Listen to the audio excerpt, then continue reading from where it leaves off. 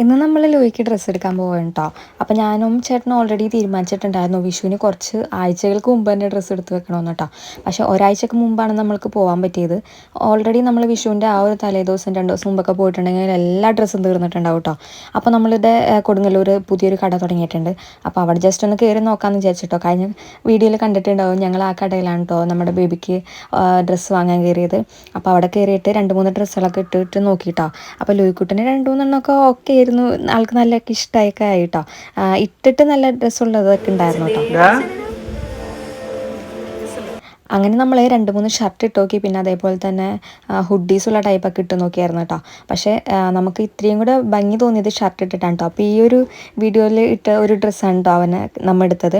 അതിനുശേഷം ഞങ്ങൾ കുറച്ച് ഷൂ ഒക്കെ നോക്കിയായിരുന്നു കേട്ടോ. അവൻ്റെ ഷൂ ഒക്കെ ഏകദേശം ചീത്തയായി തുടങ്ങിയിട്ടുണ്ട്. അപ്പോൾ നമ്മൾ ഓൾറെഡി ഒരെണ്ണം വാങ്ങി വെക്കാമെന്ന് വിചാരിച്ചിട്ട് നല്ല കുറച്ച് ഓരോന്ന് നോക്കി കേട്ടോ. അപ്പോൾ അതിന് ശേഷം നമ്മൾ അവിടെ നിന്ന് ഡ്രസ്സൊക്കെ വാങ്ങി ഇറങ്ങി. അപ്പോൾ നേരെ ഒരു വെള്ളം കുടിക്കാൻ ഇറങ്ങിയതാണ് കേട്ടോ. നല്ലോണം ദാഹിക്കുന്നുണ്ടായിരുന്നു. അപ്പോൾ നമ്മളൊരു പ്രാവശ്യം ഈ ഒരു ഭാഗത്തുനിന്ന് സോഡ എന്തോ കുടിച്ചിട്ടുണ്ടായിരുന്നു കേട്ടോ. അപ്പോൾ ആ ഒരു ഓർമ്മ വെച്ചിട്ടാണ് ഇങ്ങോട്ട് വന്നത്. അപ്പോൾ ഇവിടെ വന്നിട്ട് ഞങ്ങൾ കുടിച്ചത് നമ്മുടെ നാരങ്ങ സോഡയാണ്. പക്ഷേ അതിൽ മാങ്ങ അതേപോലെ തന്നെ മുളക് അങ്ങനെയൊക്കെ ഇട്ടിട്ട് പല ഫ്ലേവറിലുള്ള സാധനങ്ങളായിരുന്നു കേട്ടോ.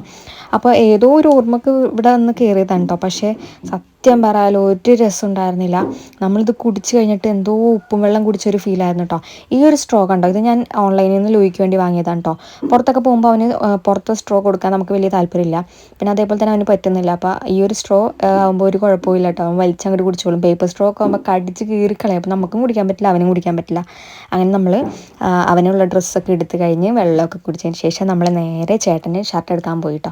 അപ്പോൾ നമ്മൾ ജസ്റ്റ് നോക്കാമെന്നുള്ള പ്ലാൻ മാത്രമേ ഉണ്ടായിരുന്നുള്ളൂ. വാങ്ങാനുള്ളൊരു പ്ലാൻ ഉണ്ടായിരുന്നില്ല. കയറി നോക്കാമെന്ന് വിചാരിച്ചിട്ടോ. അപ്പോൾ കയറി നോക്കി 2-3 നോക്കിയതിൽ കുറച്ചൊക്കെ ഇഷ്ടപ്പെട്ടത് മാറ്റി വെച്ചു കേട്ടോ. എന്നിട്ട് അതിന് ശേഷം അതെല്ലാം ഓരോന്നോരോന്നായിട്ട് ഇട്ട് നോക്കാമെന്ന് വെച്ചിട്ട് അങ്ങനെ തന്നെ ഉണ്ട് സ്ഥിരം ചെയ്യുക. 2-3 ഒരുമിച്ച് എടുത്തുകൊണ്ട് പോയിട്ട് ഇട്ട് നോക്കൂ കേട്ടോ. അങ്ങനെ നമ്മൾ ഇട്ട് നോക്കിയിട്ട് ആകെ 2-3 എന്തോ ഇഷ്ടമായി കേട്ടോ.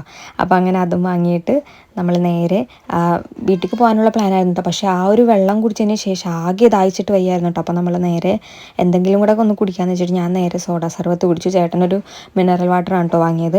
അപ്പോഴേക്കും ലൂയിക്കുട്ടൻ ഏകദേശം നല്ല ഉറക്കം വരുന്നുണ്ടായിരുന്നു. ഇന്ന് ഒട്ടും ഉറങ്ങിയിട്ടില്ല കേട്ടോ ആൾ. അപ്പോൾ വണ്ടിയുമ്പോൾ കയറിയപ്പോൾ തന്നെ അവൻ ഉറങ്ങിയിട്ടുണ്ട് കേട്ടോ.